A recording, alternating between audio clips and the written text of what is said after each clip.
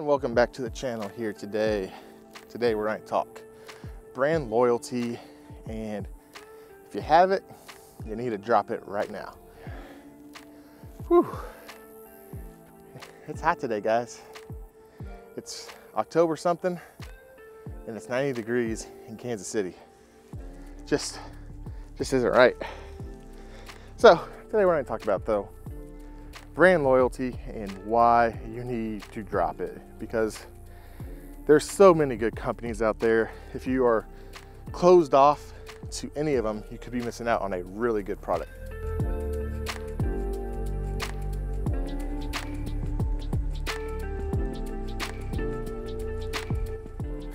As you guys know, I ride a 2009 Harley-Davidson Dyna Lowrider. So far, it's been the only motorcycle I've ever owned. And I thought when I bought the Dyna, I would always buy Harley-Davidsons. That's just not the case. I'm not technically happy with where the company's headed at this time as far as what bikes they're putting out. Nothing just has an interest to me at this point in time. They killed the one bike that I was looking forward to with the Street Fighter. So that kind of leaves me, you saw my other videos. I've been looking at Ducatis, Triumphs, Kawasaki's even. Yeah, this budgie guy right here has been looking at Kawasaki's. So as you guys know, with that, I am supposed to lose some weight before I get the next motorcycle. So hopefully I won't be as pudgy. But it's not just Harley-Davidson though. I mean, there's other companies out there where if you stick to one, you are really going to miss out on something good. The case in point would be if I would have stuck with my stock seat or my Mustang seat or my Lapera seat, I never would have found Saddlemen. I mean, the Lapera and the Mustang were both awesome seats, but I kept wanting to try something else and something else. And the Saddlemen back there, it's a good seat. Is it the best seat? I don't really know. For me it is, but if you are so loyal to them, you could miss out on something. So let's say I am a Saddlemen guy now. That's what I like. When I get my next bike, Saddlemen may not be a product that's offered for it, or B, Saddlemen might not be the right choice. So if I go in with a blind brand loyalty on it, I'm gonna be missing out. Now let's talk my favorite subject in the world, helmets. I have so many videos on helmets I want to still create. It's ridiculous.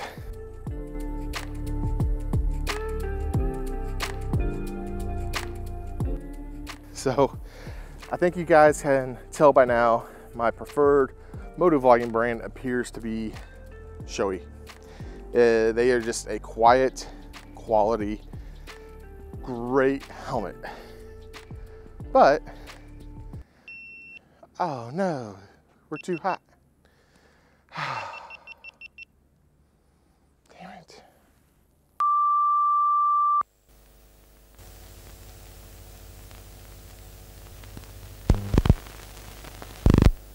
So my Shoeis are definitely what I go to when I motovlog. However, let's think of all the other helmets I do own or have owned. I have two Biltwell lane splitters. They have got to be the loudest helmet in the world. Terrible for motovlogging, but guess what? They work great for day-to-day. Awesome for day-to-day. And they're cheap too. You can find them for used for $100. New, they're only 250. Compared to the Simpson, that's kind of the same thing. It's 450 bucks, 500. Go with the Biltwell. Now, I'm not trying to sell you on a brand of motorcycle helmet. This is just what I personally have been liking lately. Other great motorcycle helmet companies would be Bell with the Bell 500. If I ever get something of the Scrambler type, better believe me, I'm getting me a 3/4 Bell helmet. They're like really nice for the mushroom head, makes you look pretty okay. As far as branding is concerned, do you think I'm a brand yet? Nah, not even close. Probably by the time I get big, Lucasfilm will be coming for copyright infringement on me. But if that ever happens, we'll change up the name at that point. All right, now there's other things that we could always be brand loyal on. Exhaust, for example. Again, I've been through Scorpion, I've been through stock slip-ons, Vance and Hines, and I've now settled, I say settled, I love it, on Bassani. For me, it's just a great sound. It's what my ears like. But again, like everything else, if I switch bikes, I can't be loyal to Bassani without doing the proper diligence and research. They might be a great starting point for the next one, but they might not be at the same time. I've heard this exact same exhaust on other motorcycles, and it doesn't sound right for that type of motorcycle. So that's why I have made, for YouTube now, a very high quality sound test for my particular exhaust. I wish everyone else in the world would do that too. It would make buying an exhaust so much easier and cheaper in the long run. Let's look at suspensions now. Legend. Yes, legendary suspension. Just legends really though. This is my third suspension I've been through. Stock, Emulsion, FX DLS, and now these.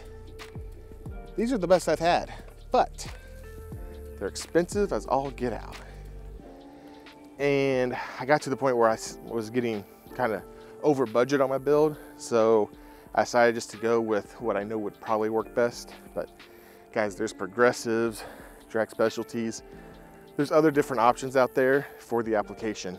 So just because so-and-so goes with Legends, they go with Saddlemen, Harley Davidson for that matter, make your own decision, and it's on you to figure out if that's what you want.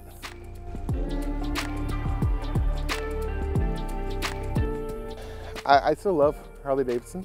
I love the bikes they've created. Again, it's just something that I don't think I'm gonna own a second one in the near future. I'm gonna go somewhere cheaper, better, and faster probably too. I'm at the point where I can handle her just fine. I want a little bit more get up and go. I want the same horsepower and something 300 pounds lighter. That just seems like a lot of fun for me. So what are your guys' thoughts on brand loyalty? Because for me, I don't have a brand that I'm loyal to. I guess you could say I'm loyal to them, the Dixon Flannel Company. It's the only flannels I will buy anymore. But I don't know. Put your comments below, and be glad to have a conversation with you guys. As always, I will catch you on the next dark side, as this is the way.